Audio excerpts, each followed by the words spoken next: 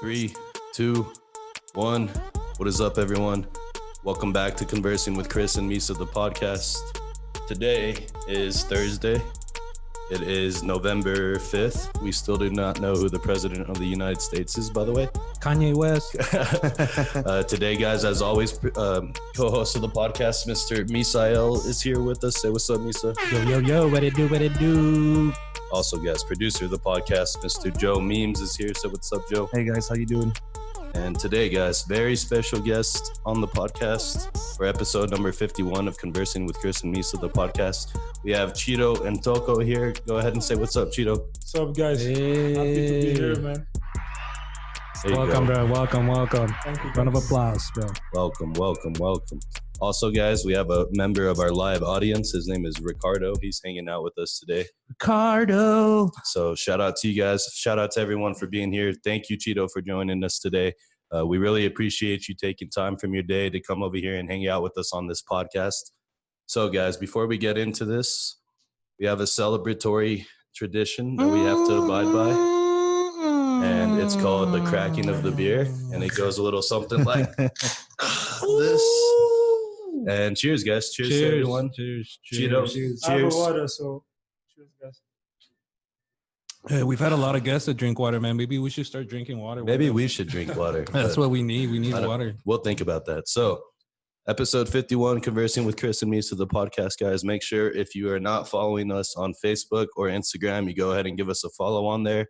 Also, subscribe to our YouTube channel where you can catch this and all of our other podcasts posted up for free.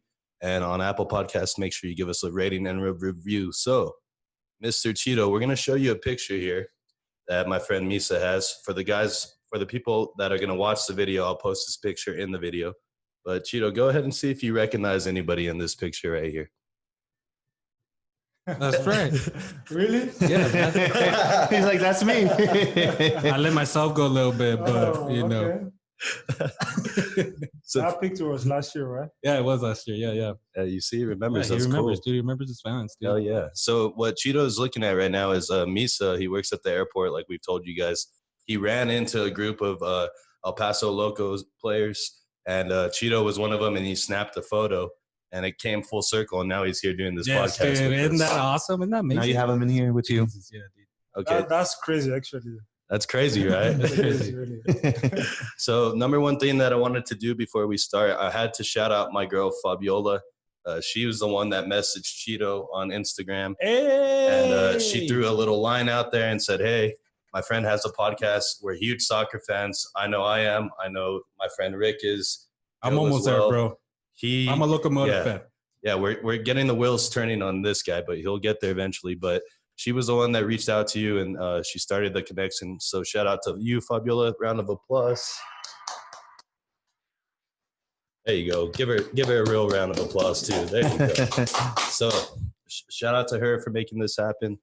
So Chito, for the people who don't know you, who do not know or follow soccer or the Locomotives, can you just go ahead and tell the audience a little bit about yourself? So, like the guy said, my name is Chiro Ntoko. I was born in the Congo in Africa. I grew up there right there. Right there. So I spent 5 years, for my life in the Congo. And after that, I moved up to Belgium because, in the Congo at that moment, there was some trouble, some wars. So my parents, decided, for us, for the family, to go and try, to have a better life, in Europe, in Belgium. That's how, I get to live and spend my whole life in Belgium. Nice. So how long you lived in Belgium for? I'm 32 now. So pretty much, wow. First 5 years was in Congo and then Yes. over in Belgium. Uh-huh. So you know German? I don't speak German, but in Belgium, it's a very small country, but we have two sides. One side, they speak French. The other side, they speak Dutch. Oh, Dutch And and French. I grew up and I live on the French side. So I speak French. Oh, oui. Oh, we win. No seven. But because I played, a couple of years, in the Netherlands, I learned, to speak Dutch. Oh. Yes, but no German. No Hey, German, Chris, no other than Deutsch. English, what other language you know? Spanish. That's the only other language I know. Disappointing, man. So, in altogether, how many languages do you speak? 4. Speak 4 fluently? Yes. I mean, I was born, like I said, in the Congo, and we speak Lingala, Okay. and I speak French because growing up, in Belgium, Dutch, and English. No, English. But since we're here in El Paso, I really, really want to try, to learn Spanish because I like, the language. It's very nice. Hey, if you can, if you know how to speak any other language, Spanish is easy. English is the hardest language to learn in the world. So if you know French, Spanish will come really quick. Yeah. I hope so. Nice. So, what are your earliest memories of like the Congo, if you have any at that? It's very far. The memories I have from Congo is very far. But as a kid, even I was young. When you experience tough things, it stays in your mind. Yeah, for sure. So I still remember that some days we didn't have food. So some days we just had like one meal, and the other days it was kind of hard to find because my parents, and also at that time we didn't have work in the Congo, so it was kind of tough. But I have also some good memories with my grandparents, also with my cousins. It's long time, but I still have some memories. Do you still have family over there? Yes.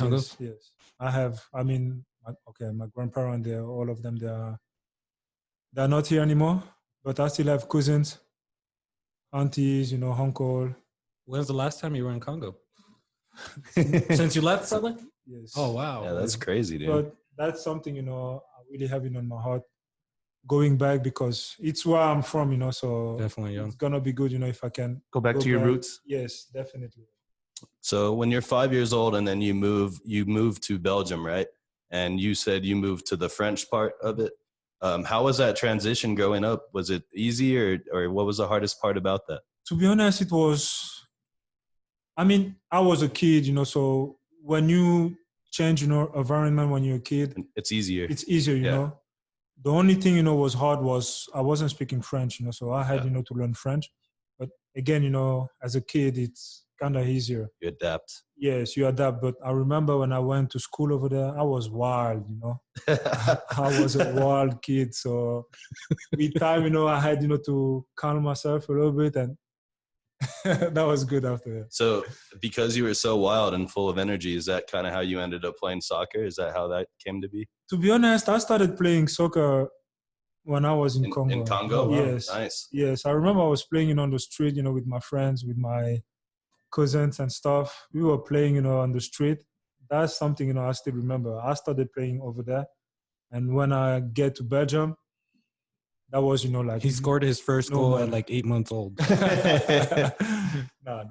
So you get to Belgium and then that's where you get introduced to kind of like more organized soccer, right? And playing with clubs and youth teams and things like that. Yes, because I started playing, in the team when I was 7. So at 7, I started playing, like you said, it's more organized. Yeah, for sure. And everything, is on time, because when you play, with your friend, nobody cares. Yeah. But over there, everything was organized. Structured. And I was playing, with the kids, for my age. And that was something very different because I wasn't really used to that. And that was also, something I had to learn. And at the end, it was good. Nice. Yeah, I can only imagine that. Did you go from living in the Democratic Republic of Congo, and then now you're in this mostly French culture type of living in Belgium, and then you're a young kid, and like I'm sure playing soccer was a way for you to like make friends, right? And integrate with the people around you. Yes, definitely. Like I said, when I was at school, I was fighting every day. I'm telling you, I was fighting and I was getting, punished, because you can't be at school, You should have been a UFC fighter, bro. Oh. Yeah, I thought he was when I first saw him. I was like, right? Oh. But after, years after years, playing soccer, you open up yourself and you try also, to learn, the culture, where you are now, because the African culture and European culture is different. Yeah, for sure. It's two worlds, so you had, to adapt and to learn, and playing soccer. Yeah, that was definitely, something to help me, to to get used to the life in Belgium and to know also, how people live there. Nice. So when you moved over there, was it just like, was it you and your parents, or did you have siblings, or what was that living situation like? Serious, that was a crazy part because first of all, my dad, okay, I will come back a little bit. So at that time, when I came to Belgium, I had my 2 older sisters and 1 younger brother. So my dad first my dad, went to Belgium because my dad is an artist. He's a painting, he paint, Paints. yeah. Nice. So back in the days, with one of his good friend, they had, a connection with someone, was living in Belgium, and they get, the chance to go to Belgium to show, what they can do, with the painting and stuff. And for my dad, it was a very good opportunity, He had a visa for 3 months. So after the 3 months, he had to come back to Belgium. But he was like, going back home right now is kind of tough because the situation, in the country is not good.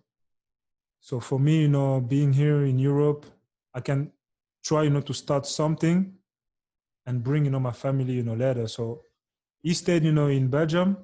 And after that, he went, because he had his cousin living, in France. So he went to Paris. He stayed there for a couple of years. And he came back, to Belgium. And the people, who we knew, who helped him, to get to Belgium, they also tried, to help him, to stay in Belgium. He found a job. He found, a place. And after that, because, coming, from Congo and bringing, the whole family is kind of expensive, Yeah. And plus, my dad didn't have, the citizenship. So it was more harder, difficult. So the first one who came, to Belgium was me. Because my dad, he didn't have, a lot of money, to bring everybody. So I was the one, traveling. I still remember that because it's, like I said, when you experience something, still staying in your mind. So at that moment, two guys, one guy and one lady, I didn't know them. I never saw them. Never met them before. Never. But it was kind of their business. Their business was like coming, to Congo, taking kids and acting, like they Like had that's their parents, yeah. Yes, and bringing them. So that's how, I get to Belgium. Oh shit, that's So crazy. I get there and this is like you're 5 years old at this time, right? Yes, when all this is happening. So I was 5 years. imagine that a 5-year-old just having to go Yes. to another country with some strangers. And I traveled because my dad, he knew them, You trusted them. Yes, Right, yeah. but me, I've never seen them. Yeah. So it was kind of, but like I said, when you are that small and I was kind of crazy. I was wild, like I Yeah. said. So I wasn't afraid. I just go with them because my mom told me you need to go with them. So I went, with them. And the funny thing is I travel, with someone else's passport. Oh shit. Yes. So damn, it that's wasn't. crazy. It wasn't. It wasn't my you. passport. No, it wasn't me. So while we were traveling, we arrived. I remember like it was yesterday, but I was still a young kid. So we arrived, at the airport in Brussels. It was, the time, to show, the passports and everything. And those two guys, those two people, with who, I traveled, they saw, that it's gonna be. This might be a problem. Here. So they left me there. And I remember I stayed, because every airport, I don't know here is if it's the same, but in Belgium, you have at the airport, like they call it the center from the refugee. So because, for those two people, it was kind of hard, because if they catched us, they would Go to have jail. been, yes, they'll be in trouble. So they just left me hanging there, and the police came to me, and I wasn't speaking French, so. Was that the plan though? Was that the plan to like leave you there, or did they Yes. just decide that it's too No, hard? actually, because years after asking my dad, why they left me, and he said, yeah, that was actually That was part of the plan. Yeah. Yes, so they left me there. So I spent like 2 weeks, in the Refugee. I call it, refugee camp, but it was something, in the airport. So I spent 2 weeks over there, and at the moment, my dad, found a lawyer, tried, to prove, that he was my dad. Yeah. So at the moment, he was paying money, he was doing all the things. Yeah, had to do, paperwork. Yeah. It took, like I said, 2 weeks. And after that, he did, everything he has to do. I remember he came, to the to the place, where I was living. And I'm always, grateful because when I was, at that camp, that was one lady, who took care of me. She took care of me like I was, Like her child. Yeah. And I will never forget, but I, I, I didn't, how you say that? I forgot her name because I was always like, oh, I wish, I remember her name. You wish you thought about it like this when, when you were younger, but you're small. You're not. Yeah, really. But yeah, she took care of me like I was one of her child, and I will be forever, grateful to her. Nice. So my dad came, and he had, to prove, that I was his son. So he had, to take a picture, from the family, from when you were back home. Yes, and my dad, give the names, from everybody on the picture. And it was after, my turn to come and to look the picture and to name, everybody. So it was just like, who are these people? Yes. And so if it matched, well, yeah. So that was it, and everything. That's pretty simple, I figured they would have harder rules on like, wait, that's like too easy, But I mean, you can't lie about it. This was like mid-90s, right?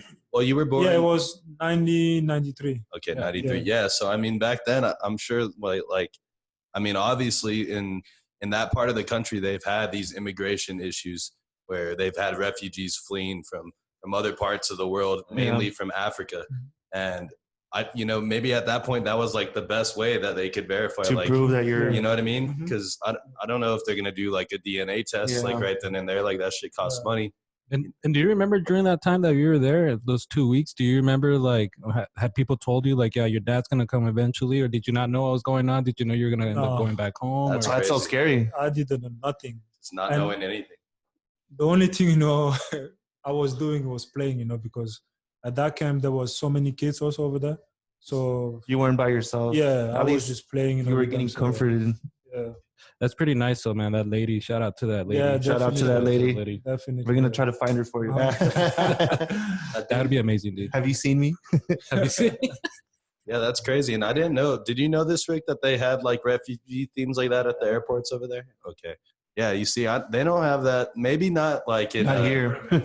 Yeah, maybe like in New York City and like other big like airports, they might have that.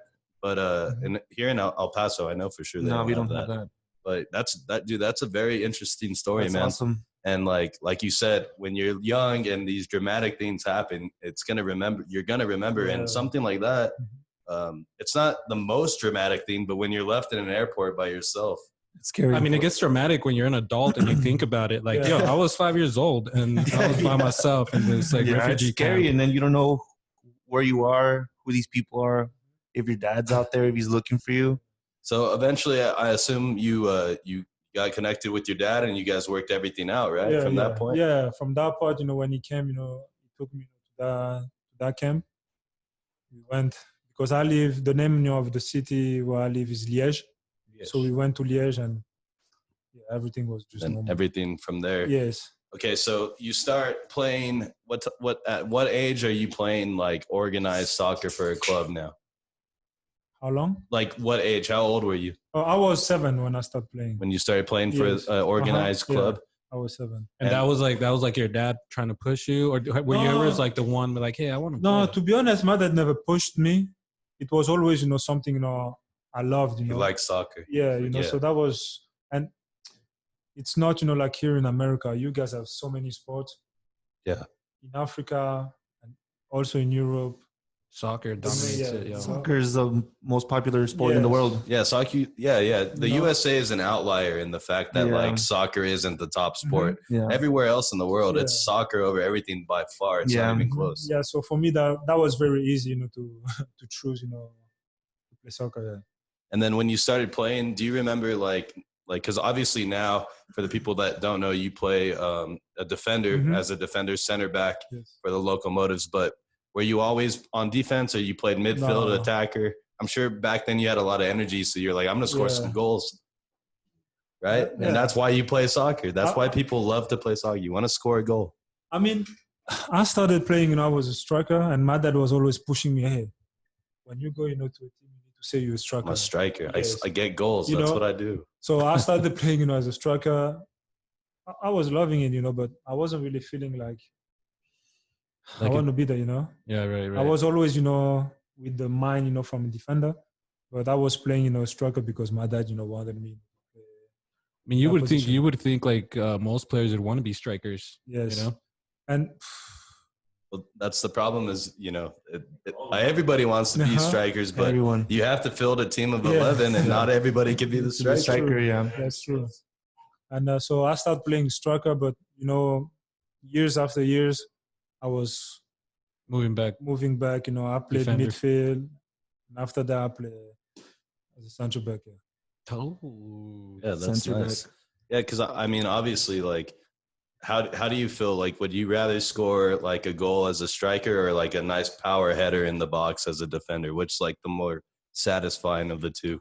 I'm a defender, so I love defend. I love defending. So yeah, for me, like you said, Get have in the ball. box, Yeah, nice power header, Yeah. and then keeping it like obviously a nice clean sheet at the end of the Thank match. you. That's Thank you. that's what you guys go for. Yes. You know what That's I mean? my job. Yeah. So yeah, definitely.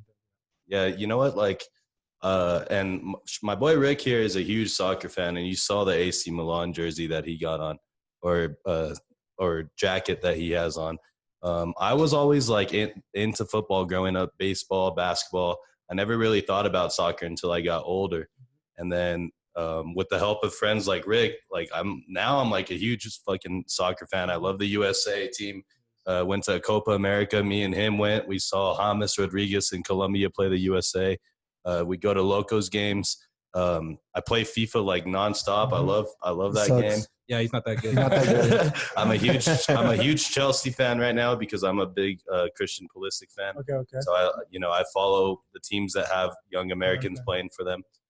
So talk about like, because obviously you made it to like the pro leagues in the Netherlands, and you spent a lot of time playing at different clubs and at professional levels. Can you talk a little bit about what that experience was like? I mean, it was very good because I remember I signed my first professional contract when I was 19. Whoa. Yes.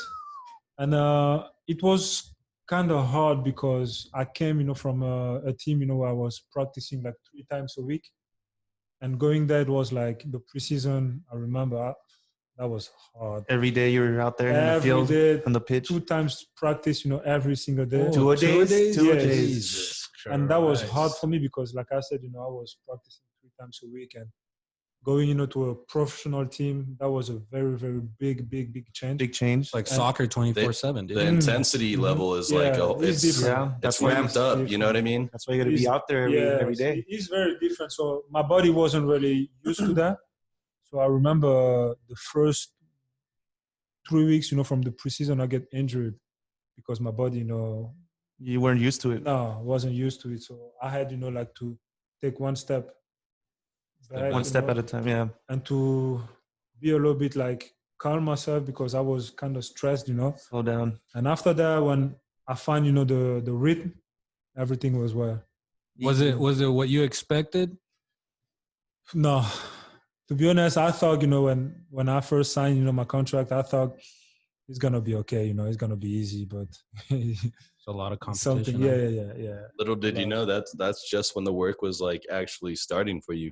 Like once you put that pen to paper, now it's like, okay, you've signed on for like a tremendous task that's at hand now. Yeah. I mean, I was still young, so I was kind of, I won't say, I was stressed.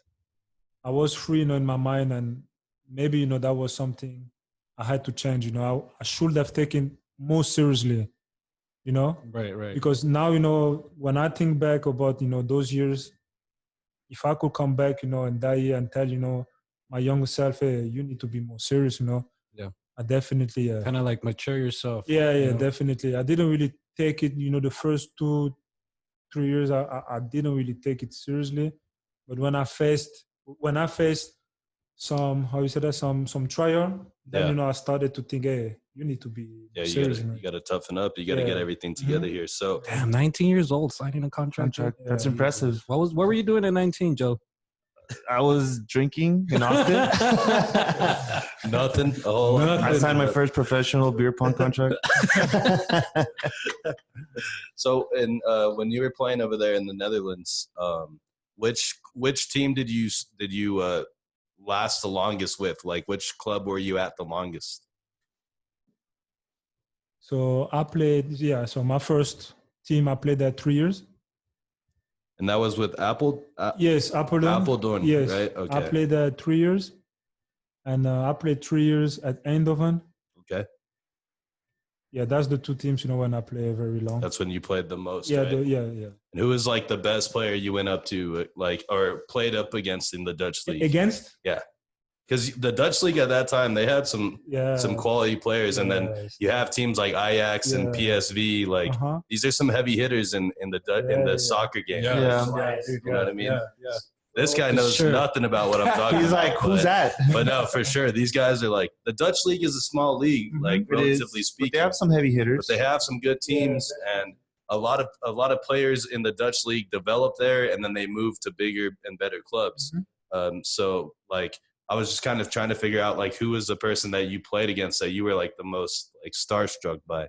So that's crazy because we played together in the same team. Dries Mertens, I don't know if you know him. Martins? Yeah, Dries Mertens, Yeah. Yeah, Napoli, yeah. Yep.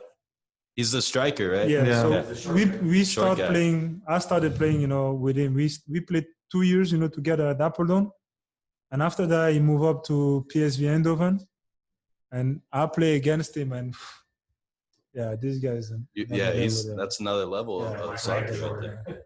Sorry. My height is Yeah, he's short, but he's strong, and he's good at soccer, man. Yeah, very good. Doesn't mean that you don't have to be the biggest guy in the room to be good at soccer either. It's just gotta be. Every time I look at soccer, dude, I love I grew up watching and playing soccer, but now that I'm older and I'm seeing and I think about like the physical demand that it needs for a player, I start sweating. I get out of breath. I have to change the channel. It's just because I can't. Just thinking about how much running these guys do, man, it's crazy. And I mean, because we started doing it, since the young age, right? So the stamina, it's you kept it, build it, Yeah. I wish I'd never stopped running, Chris. And you barely turned 30 like a few days ago. So dude, the only running I do is running out of money. Right. Okay. So you play in the Netherlands, and then how did you end up coming over to El Paso and playing with the Locos? How did that opportunity so that was also he wanted to learn Spanish. That's a funny story also, because I always wanted to experience soccer in the US. But to come from Europe to US is kind of difficult. Yeah. So in 2018, I was playing in a team in Slovakia, and over there. That was the FK Senica, right? Yeah, okay. yeah. So over there, I met one French guy. His name is Victor. He played soccer, university soccer in the US. In the US years ago, and he had like a connection, with one agent, and he introduced me, to that person. So that's how Man, it's always through a friend, man. Yeah, sometimes. Yeah. So this agent, knew that El Paso, is a new team. They needed, new players and stuff. So he talked about me, to the coach, to Mark Lowry, and the coach was kind of interested. I get in touch, with the coach, and that's how you ended up here. Yeah. So you guys worked out a transfer, and then you end up coming here. Yeah. Like, did you ever? And the reason I asked this question is because I know, actually, I don't know this to be fact, but I feel like there's a stigma of American players playing in Europe where they're not viewed as as good as other European players. And so what I'm trying to ask is, do people perceive you coming to the Locos as taking a step down because you could have still played in Europe? You know what I'm saying? Yeah. I understand. You see what I'm trying to say? Yeah, definitely. And for me, it was I wanted to experience this. So I don't really care what. Yeah, people whatever. say. Yeah, A new cares what challenge they for So, say? you. so that was something, I really wanted to do. But exactly what you said, when players, from Europe come and want to play, soccer to Europe or to the US, most of the people back home say, Yeah, you know, because it happens like even people who come to MLS, yeah, yeah, like they get slack for like Boston Schweinsteiger when he played with the Chicago Oh Fire, yeah. and then like Gonzalo Higuain, he Higuain. signed for Beckham, Miami United, Ibrahimovic. and so I'm sure like they think about this, but at some point they're like, you know what, man, I want to go to America and I want to check it out and play some soccer. Like, and to be honest with you, people always, think, soccer in America is nothing, but you have to come and play, to experience it. to experience it. And after that, you can make yourself, like an A idea, decision. not before. yeah, If you never come and experience it, you can't come and talk, no, it's not the level. It's not. No, soccer is hard. yeah, Everywhere you go is hard. It's It doesn't hard. matter, the level you play, you need to perform, so. nice. So right now we hit about 31 minutes. We'll take a quick break in a little bit, but for the people who are watching who wonder why we have this chair set up right here, our boy Chiro got hurt recently. Talk about that. What happened? Yeah, so that was also crazy. It was on a Friday, the day before the game, so I'd practice. The movement, I did, when I get hurt is the movement, I do every single day and nothing happened. But that day, I don't know. So we were playing, 5 against 5. And I wanted, to press. And I run, and I don't know, maybe I did a wrong movement. And my left foot, stuck on the ground. And I turned, and all, the weight, from my body came down, on my knee. And Oh, Dude, I feel it in my knee. I You already, feel that? I'm hurting. yeah, and I had, to do MRI at the hospital. We found out that ACL and meniscus. We're torn. No. Gosh, man. What's the recovery time on that? It's a long process. Jesus. Very long. and this was you said this was in September. Yeah, September. So this was right before, because you guys, the Locos, made the playoffs, and then they made the Western Conference Finals where they lost to Phoenix in a shootout. And this was actually the second year that they made the Western Conference Finals. They lost the year before against the Real Salt Lake team. So I'm sure that must have been devastating, because like you guys knew you were going to have this playoff run, and then boom, you're out all of a sudden. Yeah, it was frustrating, because when you look, the guys playing, you want to be there, Yeah. You want to be there to help. You want to be there because it's your team, It's your team, family. it's your fam. And yeah, that was hard, but yeah, I had, to. Man, if my leg was longer, I would have donated to you, bro. Just give him your leg here. Thank you, man. Will you be ready for next season? Yeah. Yeah, there you go. Yeah, definitely. Put the applause. Nice. There you go. Yes. Give him a round of applause for that. There you go. And how was so the last, not this past Western Conference final, but the one against Real Salt Lake? How do you remember that game? Because I remember that game, watching it on TV, and it was a pretty even game, and then you guys went down a man, and then you guys stuck out, and like you guys went to the very end of like extra time before you guys conceded. And I remember watching the game, and when they scored, all of you guys fell on the floor. Yeah. You threw yourselves on the floor. Like, they were so tired, they were exhausted. And that must have been like the most heartbreaking thing you've ever felt, right? Yeah, seriously, it was hard. Like you said, the second half, after 10 minutes from the second half, we get a red card. Mhm. So we played from it was 55 minutes to the 95 minutes. To the 120-something minute. Yeah. Down a man. And and then they scored, bro. Yes. It was the worst, dude. It was hard because they scored, the 2-1 at 1 or 2 minutes, from the end of the game, Yep. And that was... Yeah. And they were about to get to penalties. Yes. Like, they were trying to get to penalties. Yeah. Because then at that point, it's fair. The playing field is fair. Yeah. But, like, they were that close, dude. And I just remember being so heartbroken. And, like, fuck. I love the Locomotives. I mean, this is only their second season, but you guys, by far, as a team, as an organization, Mark Lowry, the coach, We had our boy Ross Rotwing Yeah. in here. He was actually on the podcast this last episode. So, shout out to you guys. Keep doing you guys' thing. Thank you. Thank you. We really look forward to seeing you guys out there next season. But let's take this break, guys. When we come back, we're going to ask Chiro a little bit about his favorite soccer team. We'll talk to him about his time in El Paso, what he likes, dislikes about it. And then we'll ask him some 5 random questions and wrap up the podcast. But episode 51, guys, featuring Chiro Ntoko. We're going to take a quick break, but make sure you guys follow us on Facebook, Instagram, YouTube. We'll take this break and be right back. All right, guys, we are back from our break. Conversing with Chris and Misa, the podcast, episode number 51, featuring, I don't know, are you still captain of the team? I know you were captain last year, right? Or co-captain? Yeah, this season I was. You are still captain? Captain, there we go. Okay, captain. El Capitan. You're a captain of the El Paso Locomotives. Chiro Ntoko is here with us. Once again, man, thank you for being here. Thank you, bro. Thanks for being Round of applause. You're welcome. You're welcome. And once again, guys, shout out to Fabiola for helping set this up. Fabiola, thank you. But yeah, Chiro, this is cool, man. I thought the first half of the podcast flew by. We talked about a lot of cool things. You have a very, very interesting, unique story, man, for sure. And I mean, when you ask them something and then when it starts with, that's crazy story, that's when you know it's going to be a good story. Yeah, and it's crazy because we were talking with Chiro about this. This is our first professional athlete that we've had on the podcast.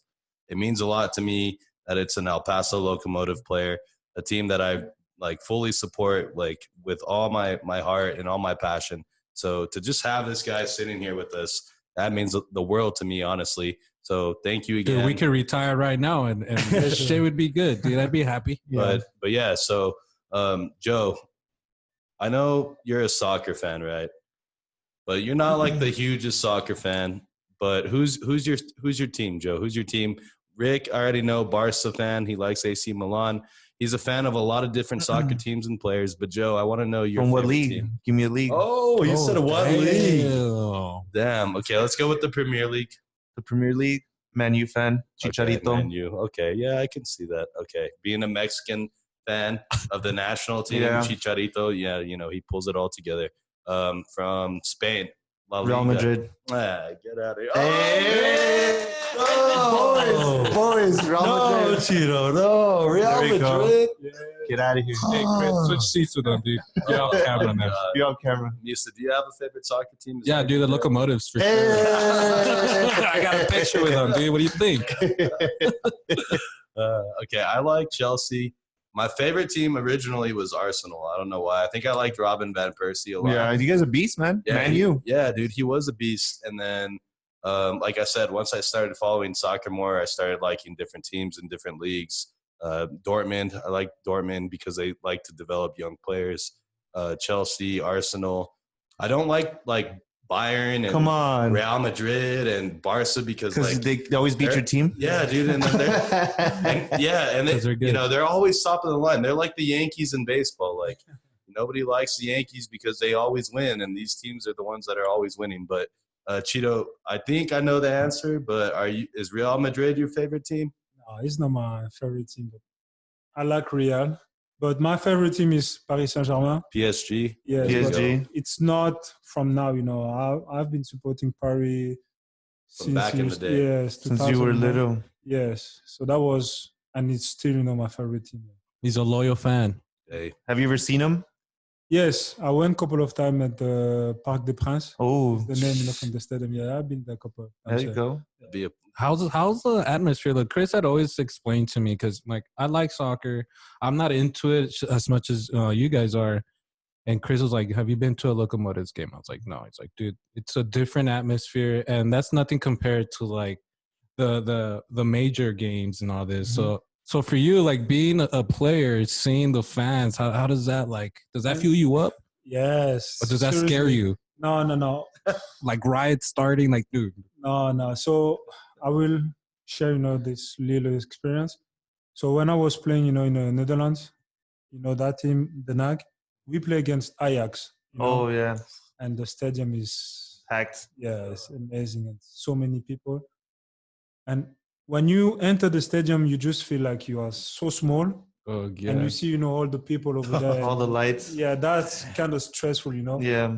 But when you start playing, You just forget about it. yeah, you don't really think about it. I But mean, if like any basketball or football game in America could end with a riot and shit, sign me up, dude. I'm in there. Like flares flying and oh yes, dude. Nah, dude, that's unique to soccer. That shows the passion of the supporters.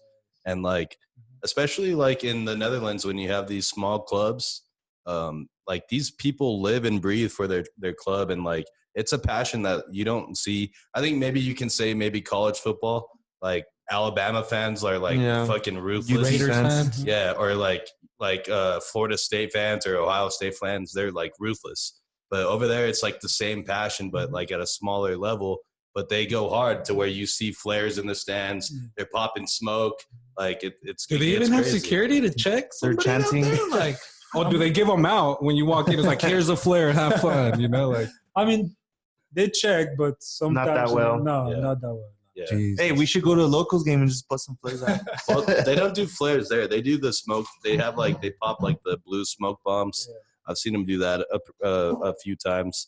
But yeah, like one of the things that I like a lot about soccer in general is just like you said, like the passion of the fans.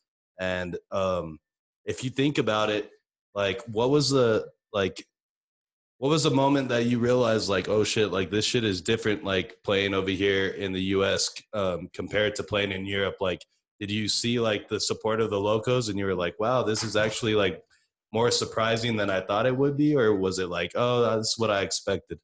You know, because I knew, you know, that in second, because we play, you know, in the USL, Yeah. second division from the US, I kind of knew, you know, that in the stadium, you know, you won't see, you know, that many people, you know.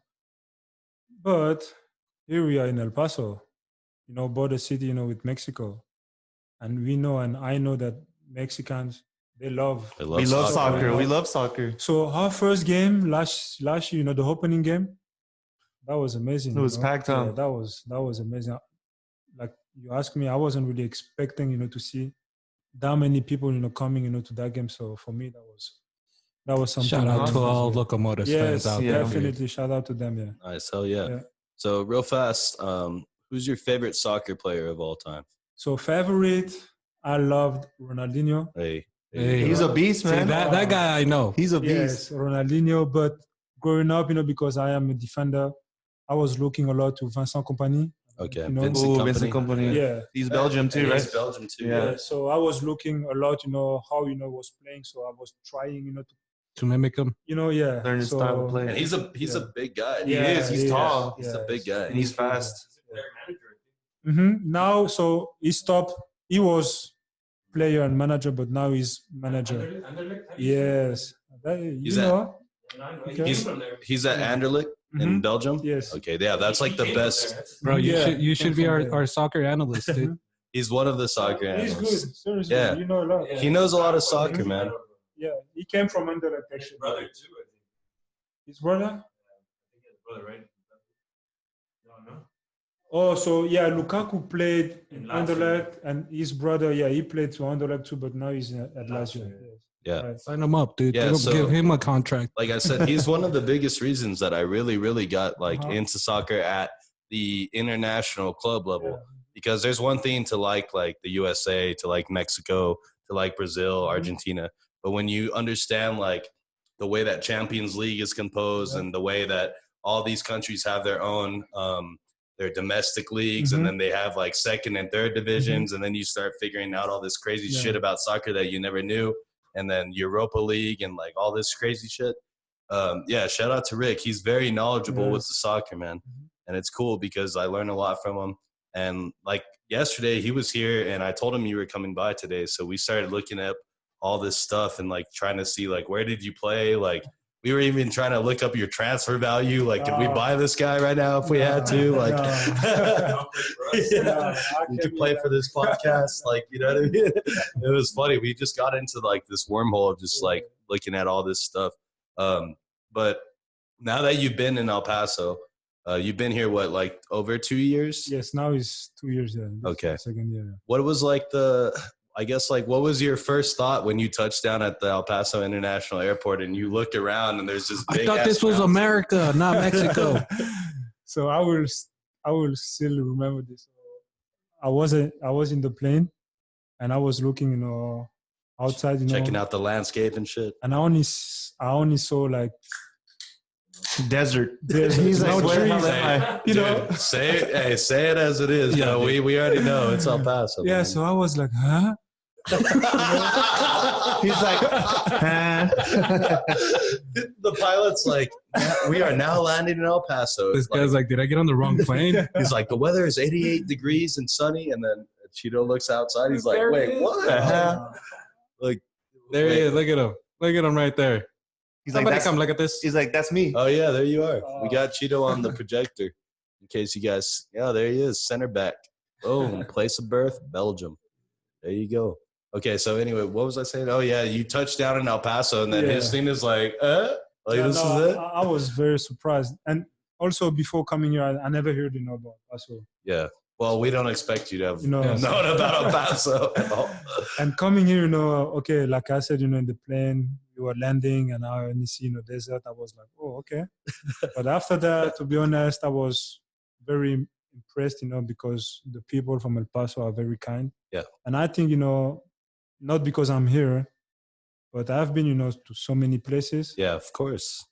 and I've never met, people kind, like the people from El Paso. So that's something. That's what you hear a lot, man, Yeah. from people that aren't from El Paso. That one of the first things they'll say is how Mhm. kind and nice Yeah. people from here are. Yeah, And, definitely. for me, I'm always like, dude, have you met my fucking neighbor? That chick's a bitch, dude. So when so when you and your agent are trying to figure out like your next move, like did you have other options in Europe or was it Yes, I had some teams, in the Netherlands, but I was kind of tired. you were like, all right, I'm ready for a Yeah, new new challenge. environment. So I stayed in the Netherlands for 8 years. So I was kind of tired because I knew the competition, Yeah. I knew. You've kinda, been there, done that. Yeah, so I was kind of tired, mentally tired. And I wanted, to see something different. And I wanted to see another environment. And like I said, I always wanted to come and to experience the football. Yeah. So Sorry. football here in America. soccer, yes, sir, the soccer. No. soccer, You so- say football to me, I know exactly Yeah, what you're talking so- about. Man, Yeah. I'm looking at your highlights right now as a defender, dude. And That's some good God, interceptions, dude, holy man. shit. Look, he just comes in ruthless. Boom. Give me that. You gotta get that ball, bro. You He's gotta like- protect that net at all He's costs. like, mine. man. Hey, And- I'm and not gonna so- lie, Chris. I'm sweating already, dude. Look at him. Damn. Well, look, he's ran already like 3 miles just from Yeah. his highlights. Chiro, when they're talking to you about coming to play like USL in El Paso, brand new team, do they pitch you with anything? Do they say, "Hey, oh, dude, El Paso, right? Like best Mexican food in the world," or like, do they throw anything out about El Paso? That's Best like, Latinas you can yeah, find.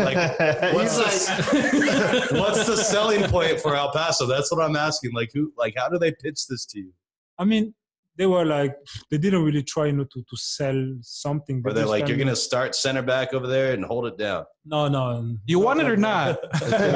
So basically, they just tell me, hey, it's a new team, so they want to be, how we say that? They want to do something, for the city. Yeah. Because, okay, El Paso, we have, the Chihuahuas, and now, we have the Locomotive. So they really wanted, to bring, something new. Yeah. And when I just hear, okay, I had, the chance to come here. Okay, in the beginning, I wasn't really like, but after, talking, to the coach, talking, because I played, in NAC Breda with one guy named Shane O'Neill. I don't know if you know Shane O'Neill is American. Shaquille? No. No. There's a O'Neal. He's a young right back for the U.S. right now, but his name is Shaq, and he plays like in the second division in Spain. But I was thinking maybe he was related to this guy. So this guy named Shane O'Neill is playing now, I think, at Portland. Okay. So I play with him. So I asked him a little bit, how the US is, how the competition, and I asked him a little bit about Texas, about El Paso. He gave me, some very good information. So I was like, let's do it. Yeah. Let's do it. And I mean, the fact that, it's a new team, you know, to make a statement as a coming up as a new team, and then, you know, bringing you in, I would have been like, dude, sign me up already, dude. Do it. I'm in. I don't know how to play, but Water boy. put me in as goalie. Yeah, I mean, it's different when you're coming from his position, though. Like I said, I mean, it's kind of like you almost like took a risk in a way because when you're starting an expansion team, even if it's USL, there is a lot of times where things don't go as planned, and you start playing, and then your team's really not that good because usually, like for expansion teams, it's hard to be successful right off the bat. You know what I mean? And I think part of the reason they might have thought about bringing you in is they were like, let's get an experienced player that they can anchor the back line that's played in Europe. So he's played against high levels of competition, and he could be like our foundation for the way we want to build this team. You know what I'm saying? Yeah, I understand. Yeah, and then the presence in the locker room and being able to lead the team and being captain, obviously you're good at that. You know what I mean? I mean, yeah, for me, you know, again, you know, we're coming back a little bit the story. Oh, you guys going to play to the US? Nah, you done. No, I didn't really see it like that, you know.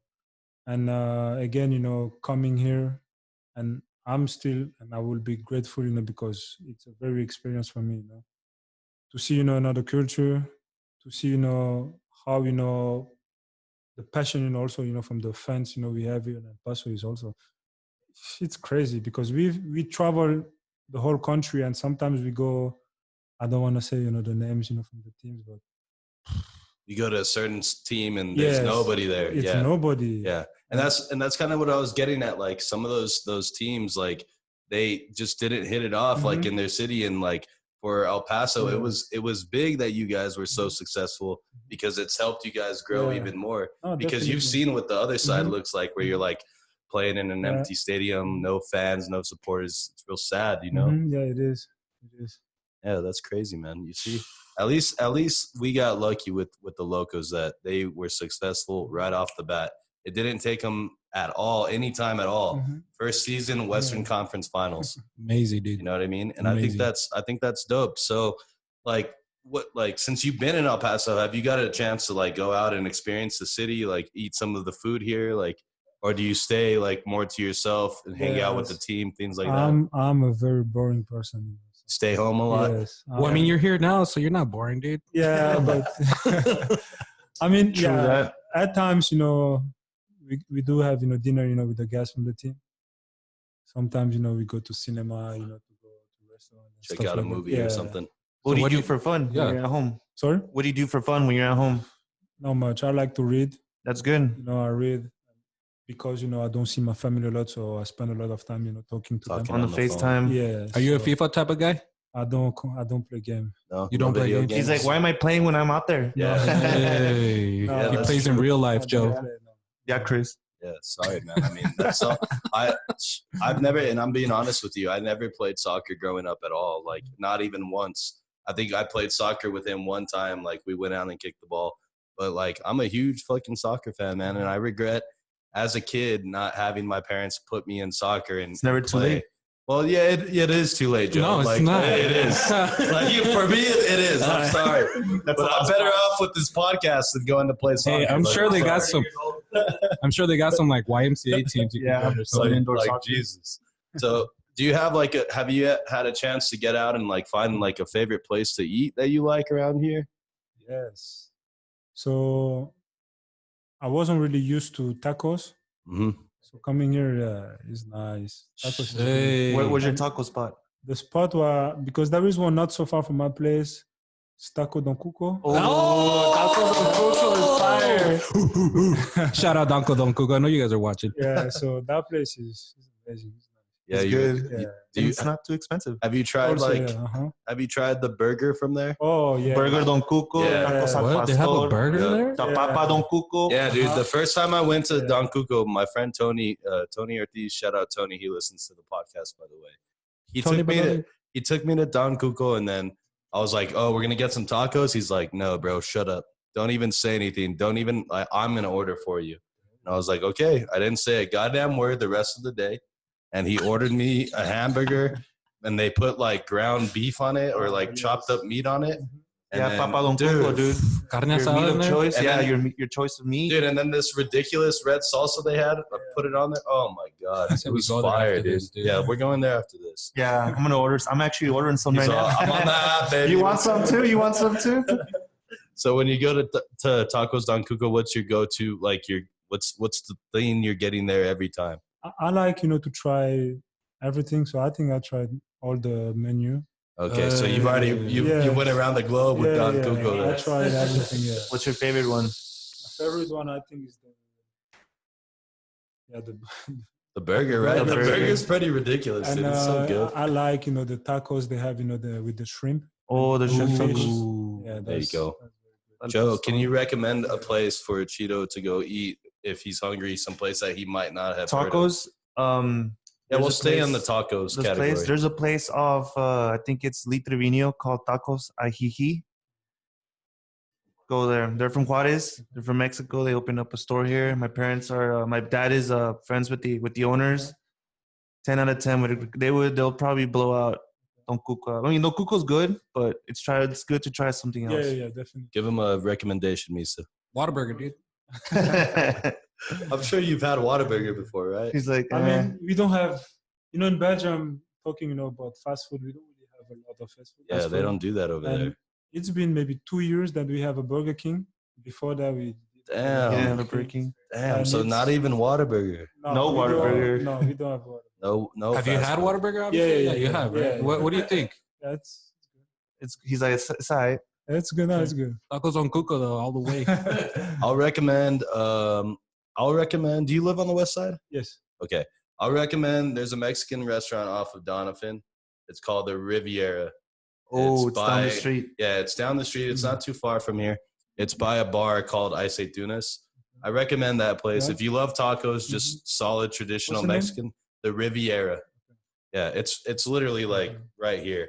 And if you like traditional Mexican food, if you like just a good regular taco plate, that place Yeah. that's gonna do you right there for sure. Thank you. Write that down. Oh, you can I could just invite you over to my mom's house, Yeah. dude. She makes some bomb tacos. Bomb You can tacos. do Hey, that. my mom lives right across the street. She'll make us some food It's right that now. way. That way. Joe. Oh yeah, it's that way. That's funny, dude. So, is there anything about living here in the United States that you do not like when you compare it to living in Europe? I will talk about El Paso, the heat. The heat, dude. It's hot. Bro, I mean, coming from the Netherlands, dude, Netherlands is beautiful. Like did anybody tell you it was gonna be hot here No. before you That's came? what they lied to me. They didn't say a damn He's word like, about that. they lied. They lied. I'm going He's back. like, wait, it gets how hot in the summer? One what? 100 One what? it's November and we're what in the Yeah, 80s? uh-huh. What? Oh shit. Okay, so what? Like when you had your first summer here, what were you thinking? You're like, I'm gonna fucking melt. Yes.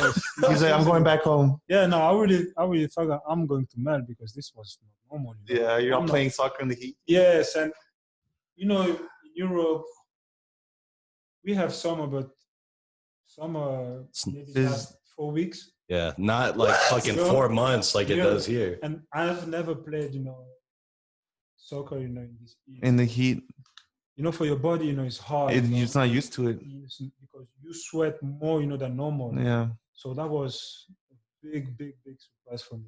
What's like, now that we're talking about weather, what's like the worst weather you played on? Was it here in El Paso? Yeah. Or No, because El Paso, is hot, but it's dry.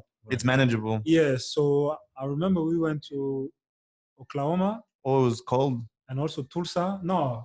the humidity? Yes. The humidity was terrible. Oh, gosh. Dude, yeah, imagine Wasn't playing in nice there. Tucson, bro. What about in Europe? Was it always raining out there?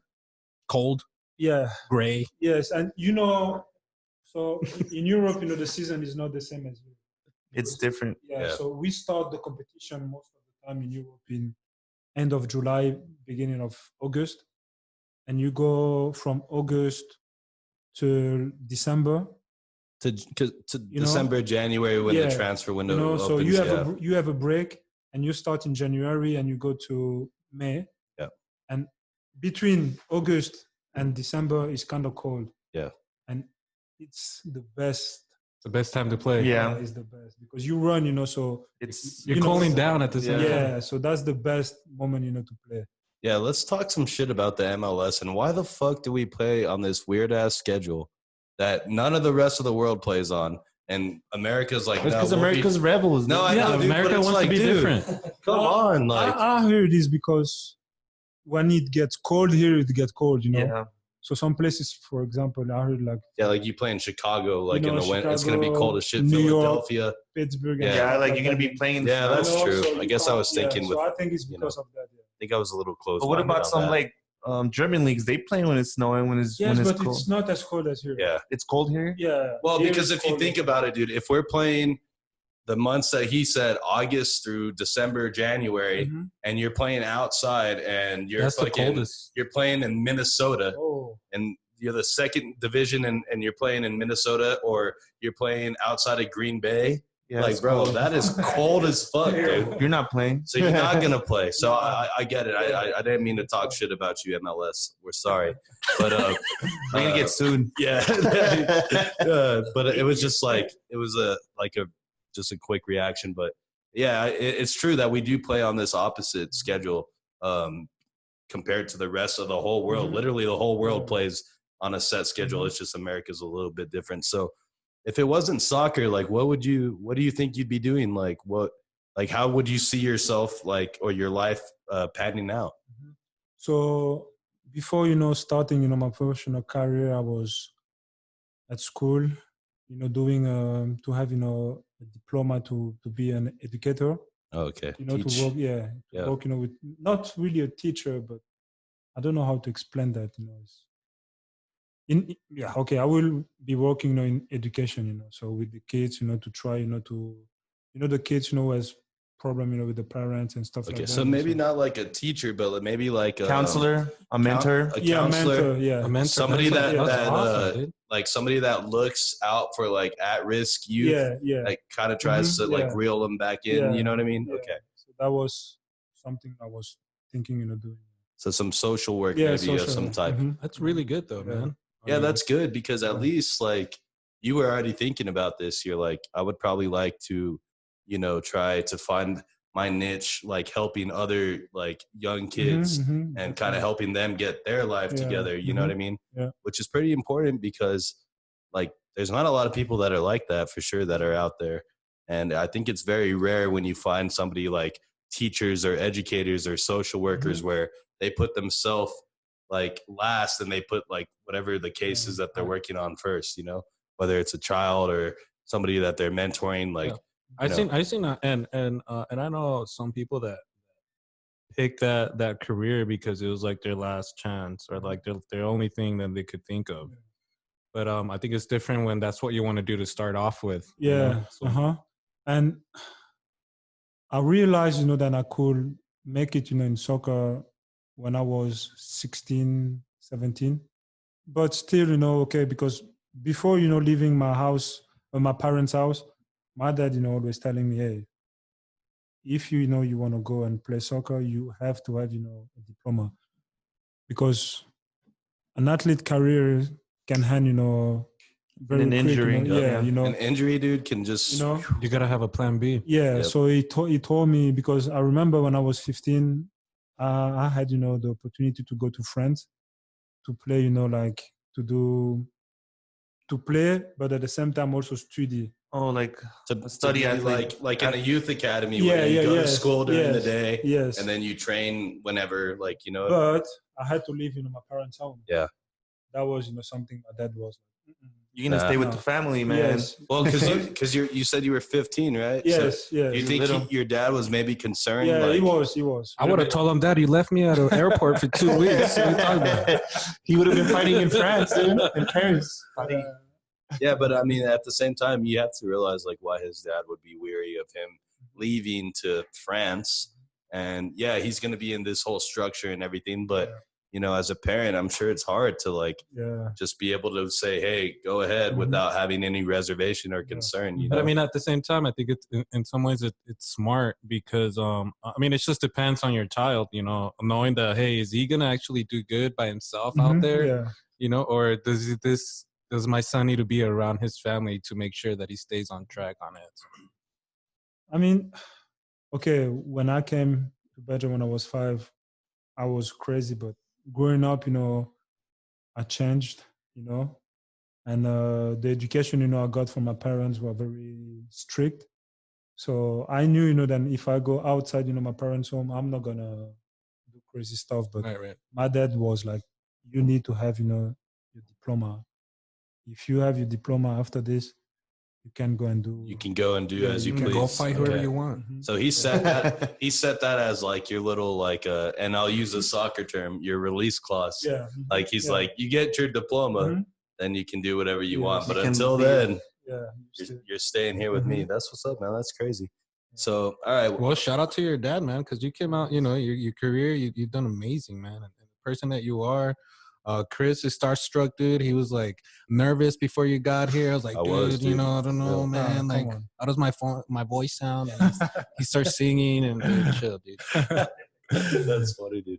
All right, guys. So let's get ready to wrap up this podcast. Let's do some 5 random questions, and then we'll let our boy Chiro go here. But yeah, dude, I just like I said, I like Misa hit it on the head. I am kind of a little starstruck because Me too. just to have you here professional just athlete. chilling with us and just hanging out, and it's cool, and like it's a good vibe. Like it just makes everything feel good. So It's It not makes just our any podcast player. even It's more the, legit. It's the captain, man. the capitan, We got the captain in the El house. Capitan, the capitan. the Don Cuco, Captain. All right, so let's do these 5 random questions. Pretty much what this is, guys.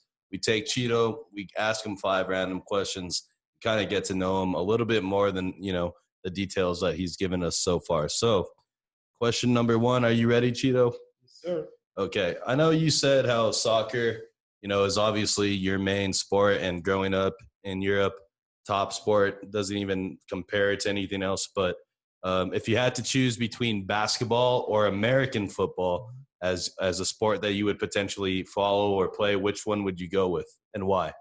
I think if I grew up here in the US, I think I will choose American football. Okay, Hey, nice. Yeah, because I like it's. I mean, basketball is different, with soccer, So American football, it's a little bit Similar. a little bit, huh? Little bit. 11 guys on each side. Yeah, It's like a very much it. small. yeah, like, So I just like how those guys practice, the intensity, the work ethic is just amazing. So that's something I was like, oh, if I grew up here, yes, I think I would be playing that.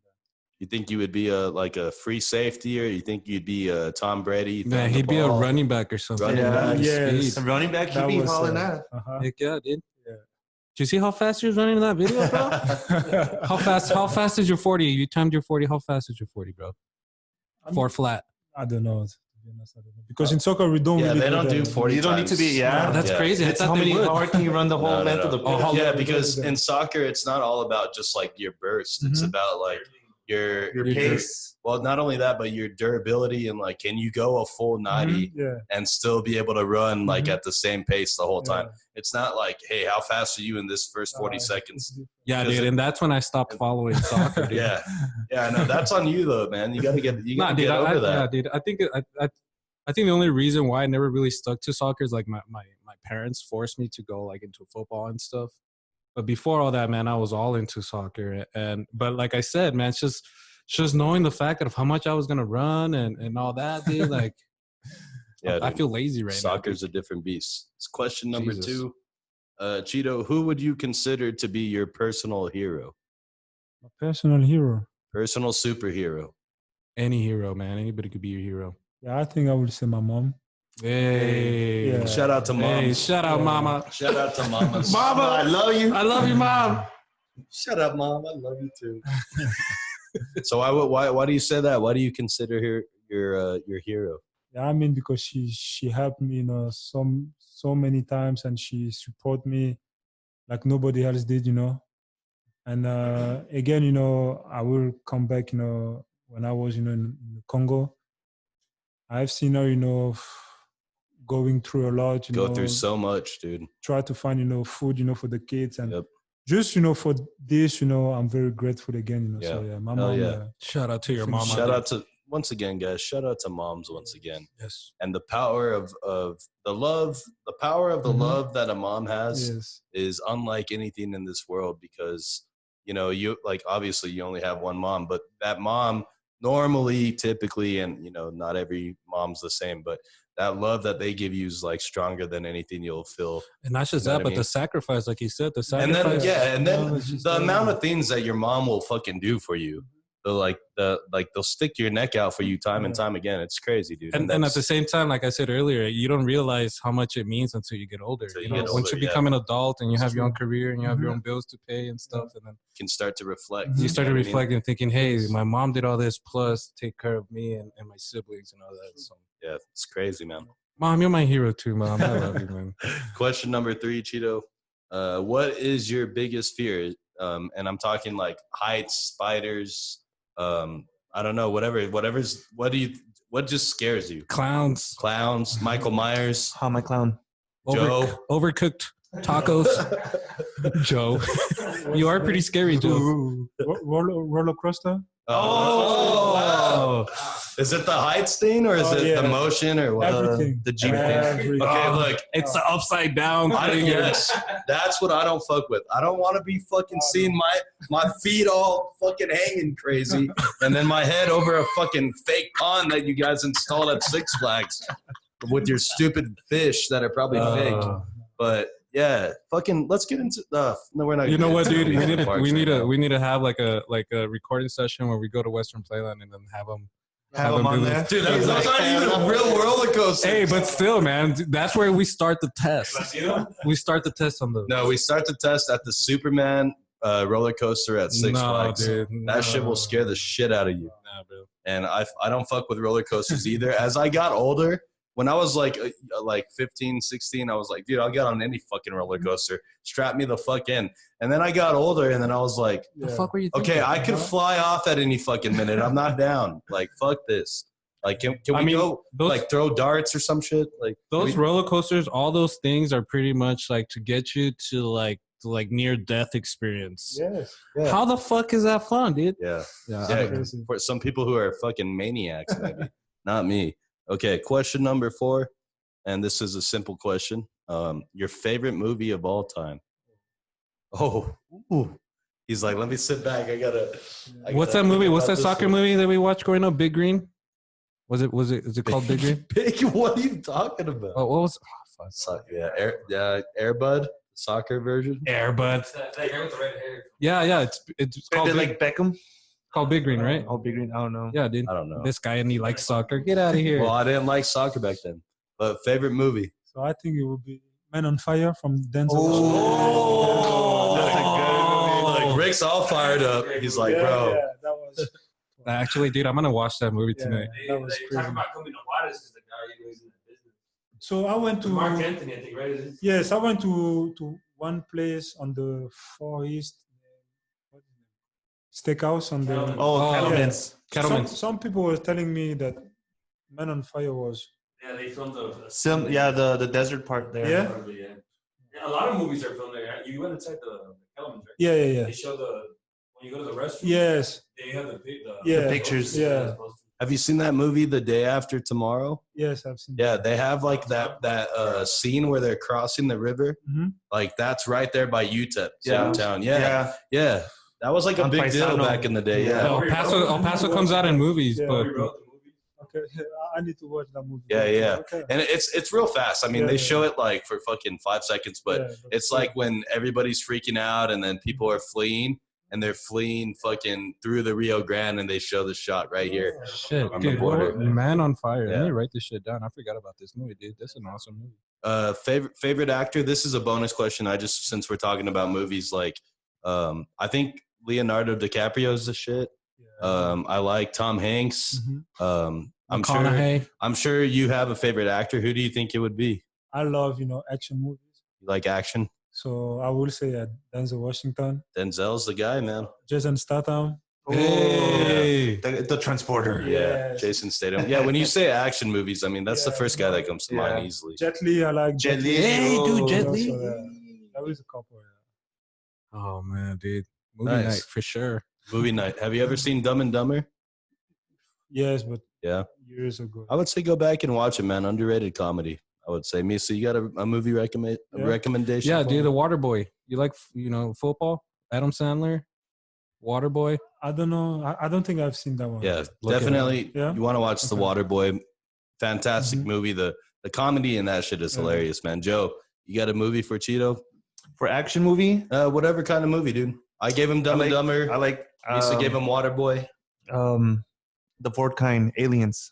It's an alien movie with the girl from that does Resident Evil. Let me pull it up real quick. Is that a horror movie? Because No, it's actually pretty recent. Let me show you what it looks like. So is that another thing that you're scared of, horror movies? Oh, I hate horror. Okay, look, that's what it looks like. The Yeah. fourth kind. Yeah, I don't think he's gonna like that one. Okay. It's about aliens. It's pretty suspenseful, dude. There's that girl. It's a whole movie, right? No, this is pretty Recent? recent actually. Let me Well, see. I thought The Fourth Kind was old. Isn't that like a remake or some shit? No, this is from But the original one. this is from 2009. Yeah, okay. Yeah, 11 years ago. that's kind of old by now.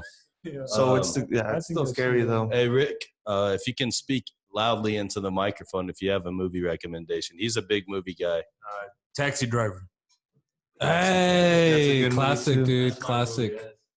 With who is that? You talking to me? De Niro. You talking to me? Robert De Niro. I think Robert De Niro is the best. Yeah, Robert De Niro. There you go, Taxi Driver. Yeah, Cheeto. So since you seem like you're somebody who likes to stay at home. Yeah. There you go. We got some movies for you, Thank man. you, guys. Yeah, there you go. Thank Something to look forward to. So I got one more question for you, and then we'll wrap up this podcast. Question number 5. So just some context for this question. Me, Joe, and Misa have never been to Europe. Our boy Rick has. He's gone. I've been to Europe. Oh, you've been? Okay, sorry. Yeah. Rick's been to Europe. He's gone to Spain, a few other countries. Saw a Barcelona game over there. But if you had to recommend one place that me and Misa had to go in Europe, like to go check out, what would To be go the place? party and shit. Party? Ibiza. Yeah. That's I've never been to Ibiza, but yeah, that's the place. the place to go to. If you like party, yeah, that's the place. What if we don't want to party? Yes. Croatia. What about the Netherlands, man? I mean, yeah, it's Amsterdam. nice. How's Amsterdam is the great. red light district over there? I've been there, but I never. He never purchased services. He was window shopping. I was younger still, so yeah. His dad's like, let's go. Yeah, so yeah, that place is just crazy, actually. Okay, nice. Do you think we would like it over there in the Yeah, no, Netherlands? seriously, yeah. Okay. Because- You think we'd get along with the people over there? Yes, I mean, even in Belgium and in Netherlands, people are kind of, how you say that, very open. Yeah. And more, in the Netherlands and in Amsterdam, because Amsterdam is, how you say that, is a melting pot, from They got everyone, people all over the world. Yeah. It's like New York it's City. nice, Everybody's yeah. there. And London. London. Okay, London is a big city, is nice, but Paris is nice too. But people in France, in Paris, they don't speak English. So Yeah. if you guys speak French, you'll be fine. Je ne sais quoi. Je ne sais pas. Je ne sais pas. Fais-moi la bouche, s'il vous plaît. Okay, but guys, Okay. if you wanna, because I'm sorry, maybe I'm going to deceive you guys, but the fries over here is no fries. They're not fries. What do you mean? They're not Wait, French, dude. They're not really hold French on. Thank you. fries. If you wanna eat real French fries, I don't even know why they call it French fries, but if you want to eat good fries, come to Belgium. Belgium? Hey, you know what? We What- gotta look up a recipe. Yeah, on how hold- they Is make it them. what they Make call them like pomme frite or something Yes, like that? pommes frites. Pommes frites. Uh-huh. There it Pull- is. Joe, pull this up really fast. I want to see what these look like. Obviously, if you can't tell, I love French fries, dude. Yeah, no. Are those pommes frites? Let me see. Pommes frites. I could stab Chris right now, and all these French fries will come out. Whataburger. Let me see. Okay, is this what you're talking about, Cheeto? Pommes frites. Yes, because they are kind of thick. They're thick. Okay. So they're like the Mexican They're cut- ones where you cut them Well, up and throw them in the oil. Yeah. I mean, it must be like also like the type of potato they have, right? Yes, Right, and the potato, seasoning or whatever. Also, You grow it, The soil. yeah, because we do it with, cow shit. no, we call it God bless. That's what we do here, right? fat, Mhm. Oh, It's not like here, you do it. With the soil, with the It's with the manure. different. Yeah, it's different, and the taste is It's also the word like the soil that is in Mhm. Belgium. Also, It's like yeah. the Wait, way the but- winds. Yeah. cross but the have you pan. tried the McDonald's fries? I have a question. The He said, "Get the Wingstop fuck outta fries. here." Wingstop fries. You had Wingstop chicken wings? Oh, with some ranch. That ranch that comes from there. Yes, yes. Those fries. Those are, but he's like, He's he's like, like- those aren't real fries. Yeah. Okay. So I guess what we're gonna have to do, Cheeto, is we're gonna have to go to Belgium. guys. And we're gonna have to, you're gonna have to tell us you're gonna have to be our tour guide over there. I mean, I've never been there. We'll stay over there with your family out there. But you can let us know the spots to go, and we'll experience Belgium. Definitely.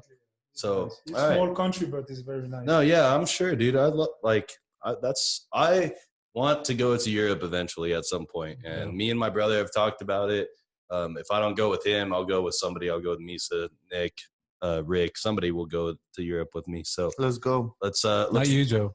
No, Joe. I have a question. I have a question before we go. You got to stay here, Joe. Can we go online and get a Locomotive jersey with your name on it? Do they have that out there or no? They don't have that with them.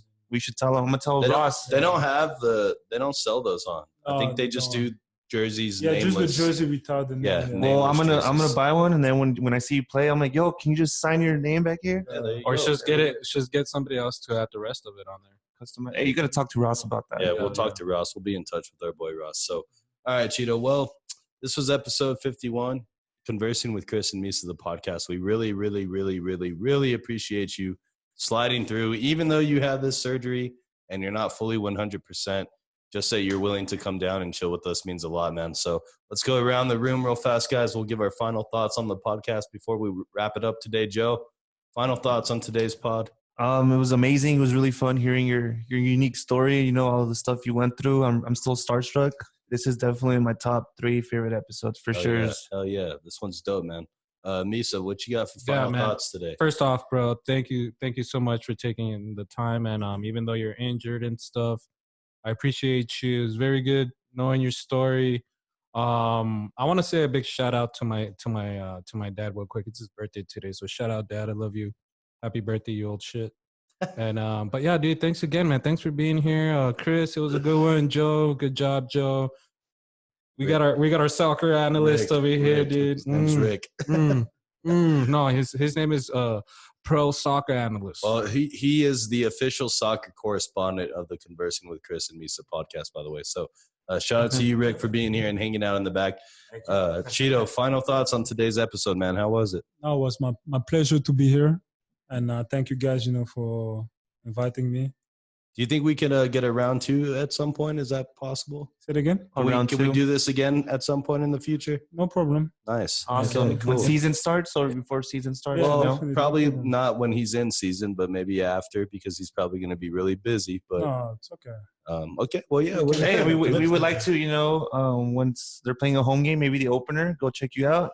Okay. We'll send you a message. We'll take a sign and be like, yo, let's go. Hell yeah. And before we leave, man, make sure before I forget, I want to get your autograph, dude. Sure. Yeah, I want your autograph for sure. First professional soccer player autograph. I think I have a Loco thing you can sign. I think I have it in there somewhere. Autograph the space, yeah. So yeah, Chiro. Anything else? I feel like I might have cut you off there at the end, but any final thoughts other than that? No, I mean, you guys just keep doing what you're doing. It was fun, for me to be here, and you guys are cool. So thank you again. Yeah. Thank you, man. Thanks, man. Appreciate it. Episode 51, guys, Conversing with Chris and Misa, the podcast featuring our boy Chiro. Thank you for being here. Thank you for sharing so much with us and opening up so much of your life to us. I know it's kind of tough. I mean, we're complete strangers, but we're all in this together, man. I feel like we're best friends now. What are you talking about, dude? And you're really a really nice guy, really easy to talk to. So it makes all this experience a lot better. So guys, go follow him on Instagram. Watch the local games. He's a big part of the team when he's playing. And it's really cool to have somebody sit in here with us and talk some soccer, talk live, talk a whole different life than I could have ever imagined. Local celebrity, guys. Local celebrity. But yeah, guys. So make sure you check us out, Facebook, Instagram, subscribe to our YouTube channel, and give us a rating and a review on Apple Podcasts. What that does is it gets us on the trending boards, so more people will see our podcast. But other than that, guys, Joe, thanks again for producing today. Rick, thanks for hanging out. Misa, once again, good episode, brother. Chiro, thank you for stopping by. Episode 51, guys, Conversing with Chris and Misa, the podcast. We are